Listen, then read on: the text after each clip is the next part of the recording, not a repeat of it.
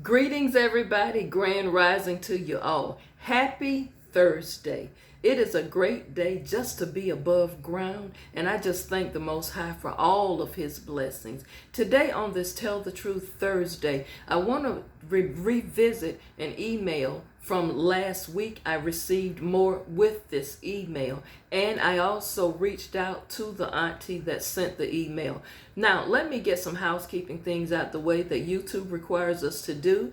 Listen, for those of you who have not subscribed yet to the channel, please go ahead, hit that subscribe button. I am sure that I will have some content throughout the week that may intrigue you and that you may enjoy. Also, for you current subscribers, thank you so much for your continued support. At the end of the video, everybody, please hit the thumbs up button, like the video, share the video, and comment. Send me some comments. Feel free also to email me at walkinfavor61@yahoo.com. Take a look at my website as well, walkinfavor61.org. Again, I am your host, Pastor KZ, and this is the All About Favor channel. Welcome to Tell the Truth Thursday. On last week, I did an emergency email to bring you up to speed on a family situation that is going on. And we stopped at last week where the father of three, whose wife just passed away 6 months ago, his sister-in-law had written me, as his nieces have also written me. But I want to revisit an email that she included last week, in which now one of the nieces was along with her. On last week, we talked about how he has remarried. The sister-in-law found out that he was remarried. Here we go. I want to say this, and I said this on last week. I told my advice to the sister-in-law, or auntie as I like to say, I was saying her husband is right. Maybe she needs to back away and fall back off of that situation. But she feels like she needs to tell her adult nieces and nephew that their dad has remarried. Her sister has only been dead 6 months. This man has moved on. And I said to her, y'all are experiencing a breakup. Your relationship with your brother-in-law is broken right now. I understand you are upset because he has gotten married and your sister has only been dead 6 months. But let me say this in his defense. I just feel like he is vulnerable. And I feel like this woman is taking advantage of his lack of emotional well-being right now. Because I do feel like he too is grieving just like you are. What I'm saying to you is you have got to figure out a way to move on from this. Let me share with you the email that Auntie wrote along with her niece. Dear Pastor KZ, as I said to you last week, my brother-in-law said that we can come by the house and get some of my sister's things that they'll be sitting out by the driveway. The new wife has packed up stuff, and some of the stuff they're going to donate. Well, Pastor KZ, you have got to help me with this situation, and maybe the other All About Favor fam. Pastor KZ, I am mad as blank. And I am extremely upset and my spirit is not resting. I don't know why I cannot let this situation go. My niece is here as I am typing this and we both are so upset. My niece is now saying she is done with her dad. She is saying my daddy is dead to me. I feel like I am an orphan. I feel like mama left 6 months ago and daddy is gone as well. Okay, she says here, what brought us to this, the new wife, and she does call her by her name, but I won't name her. She is being very combative and downright mean-spirited. We called to ask when was a good time to come over and pick up some of my sister's things that they have still have and boxed up. And I said, me and the girls and my nephew want to come over. And when is a good time we can just come and pick the things up? And we'll just leave. We won't even stay. We'll leave and just pick through the stuff when we get back to our personal homes. Well, she was downright nasty and mean spirit. And once we did set up a time to go pick up the things, she was waiting outside along with blank, my brother-in-law or ex-brother-in-law. I don't even know what to call him anymore. She did all the talking. He said very little. He barely greeted his children. And she informed us that after today, we are not to come here anymore. And from future references, anytime they want to visit their daddy, he will call to schedule a time to meet with them. But we are not to come back to the house anymore. Now, she was very curt. She was very nasty and just had a really, really mean spirit. Any other time, Pastor KZ, I would have just whooped her blank. But I don't know. My spirit just is off. I'm really upset about this. And all I was thinking about looking at the house was my sister is not there anymore. And I think that's what shielded me from beating her down right there. I just looked at the house and I just had memories of my sister. My two nieces, on the other hand, looked at their daddy and said, "Daddy, I can't believe you letting this woman talk to us like this. And I cannot believe you got married and you didn't see fit to tell us." Of course, blank, meaning the dad, he stood there and literally said nothing to these children. I know my nieces and my nephew, they grown, but them your children. He literally just said nothing. He just said, "Well, you know, y'all mama gone. It's time for y'all to let go and move on. I've moved on." And I looked at him and I say, "You are a sorry piece of blank to stand here and address your children like this. Children that you made with my sister because of this woman." Of course, she interjected and she just began to run her mouth. And Pastor KZ, we just got the boxes and stuff and left. Because I can't deal with that anymore with her. Help me handle this situation. Okay. Let me pause the email because it is something in here, a nugget in here I need to share with you that she talks about. First of all, I think it's horrible to see a family going through this. You know what though? I'm going to say this, black people, since it is Black History Month. We as a race of people, we know how to show our butt when somebody died. Oh boy, y'all who have not experienced it, wait until mama die or daddy die. All hell break loose. What we're fortunate in this situation is the children not squabbling and fighting, right, infighting. But we got daddy versus the children and the sister-in-law. This is sad to me.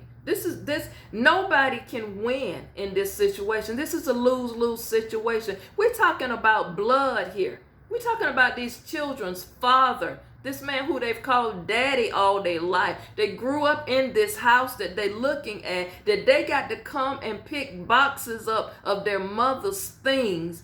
Think about the emotional drama and trauma they went through coming back to the house. It was bad enough when they went there Christmas Eve to try to continue the tradition that their mother started with the Christmas Eve party. But now they're coming to get her things that the new wife have boxed up and just thrown outside, set outside, and like she never lived. And the sister-in-law, auntie, is standing there looking at the house thinking, "Man, my sister ain't here no more. Help me out, fam." All About Favor fam. This situation bothers me so bad because it's so hurtful. And I will share this with you. I have personally spoken to auntie. The pain that this woman, the pain coming from her voice, the tears that she shed, it just hurt me to the core. That I couldn't just reach out over the phone and embrace her. Yes, this new wife is taking this to a whole nother level, y'all. What y'all think? Please, y'all, if you've never commented on any of my videos before, please comment on this one. Let me know that you're listening, you're paying attention, because I know I got you viewers. I have views over 100 and some people on these videos. Some of you binge watching, the views go up. Please send me some comments on this to help this family. Because all I can give is my opinion. I know we got to continue to lift them up in prayer. We've got to continue to encourage them to go and get grief counseling. But y'all, these people are broken. And if you have never experienced brokenness and losing your mama, losing your daddy, but they feel like they lost their mom through death and they've lost their dad through a remarriage. And it's like they're saying, my dad is dead to me, even though he's alive. That is the time you are leaning on the other parent who remains alive to help comfort you. And this man is not comforting his children. He's not offering them support. He's not showing any emotion other than letting this woman, the new wife, take over. And the sister-in-law, I get where she's coming from because I tried to put myself in that position. And I know as much love as I have for my sister's husband, if they tried something like this with me, y'all, I can honestly say I don't know how I would respond. I would be hurt. I would be broken.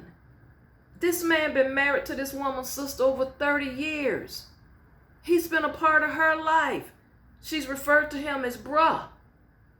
And now you've gone from being bruh to just whatever his name is. This is the kicker. Let me finish this email. Pastor KZ, I could be a real B, she said the word, but I won't, and just do something really mean. Now I'm going to share this with you. I think I told you about this in my very first email when the explosion happened at the party. Well, my sister removed my brother-in-law from the deed. His name not even on the house. She put my name on the house and the 3 children. So should I just really be nasty? Can we just really be nasty and put both of their A's out? And you know what I mean. Girl, I don't know. You asking me something that I don't even know how I would react to it. Without my spirituality and my walk in my faith in God and me being a woman of God, and I'm a true woman of God, but I don't know if the Spirit would be dwelling with me right at that moment. Y'all, what y'all think all about Favor Fam? She says she just want to put both of them out because their name ain't on the house anyway. Technically, me and my nieces and nephew own that house. His name ain't even on the house no more. What would y'all do, fam?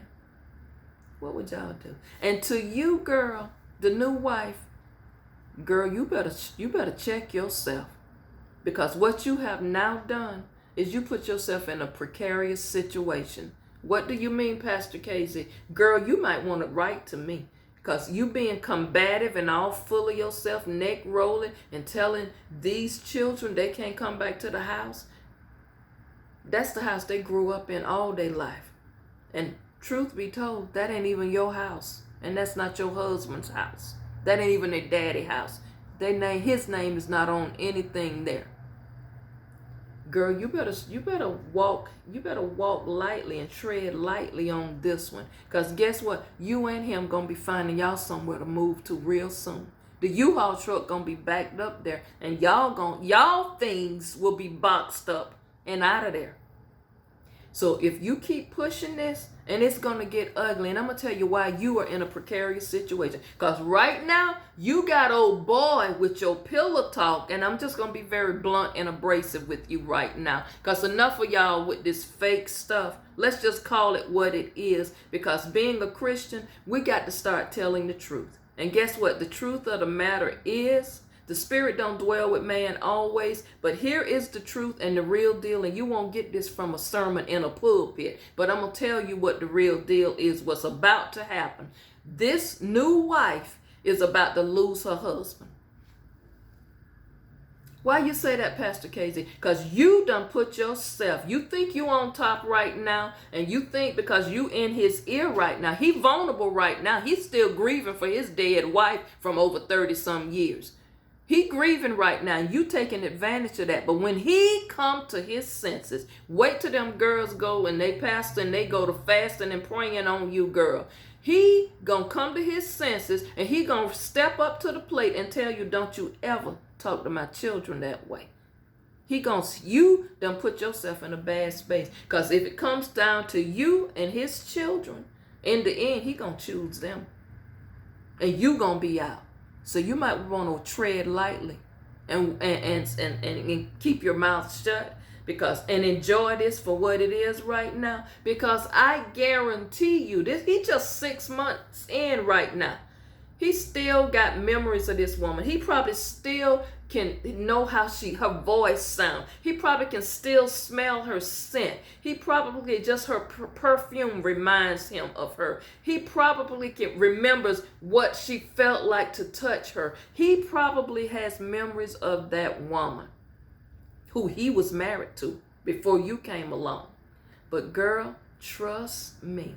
Trust me. You keep doing what you're doing, you're going to lose him. Because, see, you went in there and you did a swoop in. You got him while he was weak. Also, let me share this with you, too.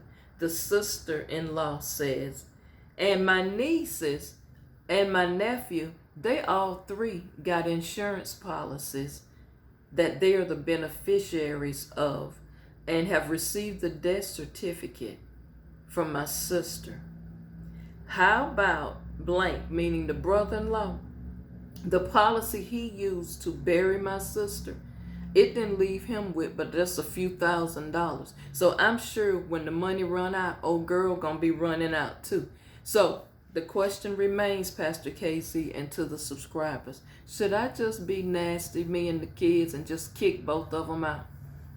Nah, don't do that. Sit back. Just sit back. Hold your peace. Watch how it play out, girl. That's just my advice. That's just Pastor KZ's opinion. What I will say in conclusion of this email, you have got to find a happy medium here. You've got to find a happy medium. And I want to say to all about Favor fam, this family needs to speak to the Most High. They need to go into prayer and they just need to say, Lord, I need you to help me with this. Y'all continue to pray for them. Continue to lift them up because this family needs healing. Not just physical healing I'm talking about. I'm talking about emotional healing. I think yesterday's video was about emotional healing, emotional health. When your emotional health is out of balance, you might make bad decisions. You might jump to the wrong conclusions. You might say or do things that you're going to regret later. That is why I am a proponent of getting your mental health right. When you are grieving, that is the worst time to start making decisions and speaking, saying things, because sometimes you're coming from a hurt place. Sometimes you're coming from a place of grief. And I will say this, Auntie, please stop making yourself sick over this. To you girls, stop making yourself sick over daddy. And you know what? Let me say this. Honey, don't speak those words, daddy is dead, to me. I know you're hurt by him. And I know you're probably angry with daddy. But you all too are coming from a hurt place. And I know you expected your father to just wrap his arms around you and comfort you and be there and y'all grieve together. But in this situation, you are not grieving together. The loss of your mother have not bonded you together and drawn you closer together. It is drawing you apart. And also, I will say this with your brother. Since he is the only male in this, and y'all feel like he's taking up and siding with the dad because he's a man and that's how men think, that's your brother. Your brother is dealing with his own level of grief also, because he too has lost his mother and he too is upset and don't understand why daddy moved on so quickly, as I said earlier. So what did y'all think about this Tell the Truth? Because you know what? In telling the truth, you got to deal with some very nasty facts of things. You've got to sometimes deal with some combative people. But the truth got to come out. And when the truth came out that he had remarried, I can't even really imagine what those girls felt. I guess they felt betrayal, just as some of you have indicated through your emails that he betrayed them. Have you all, just let me ask you this, have you ever heard of someone, or maybe you experienced yourself, a parent remarrying or making a decision that didn't include you, and you found out about it? How did you feel? Did you feel hurt, betrayed? Did you ask why you didn't feel like you could come to me, Daddy?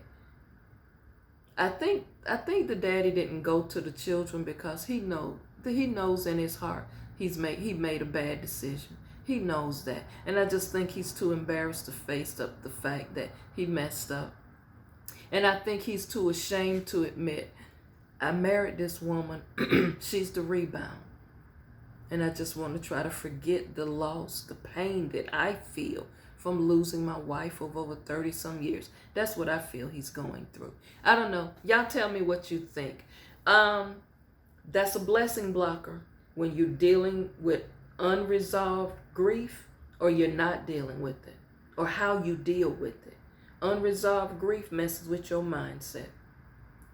Tell me what you think in the comments. On today, if you notice, I am wearing another t-shirt, and some of the names on this t-shirt is Du Bois, Madam C.J. Walker. I got Dr. King on here. I got Harriet Tubman is on this t-shirt.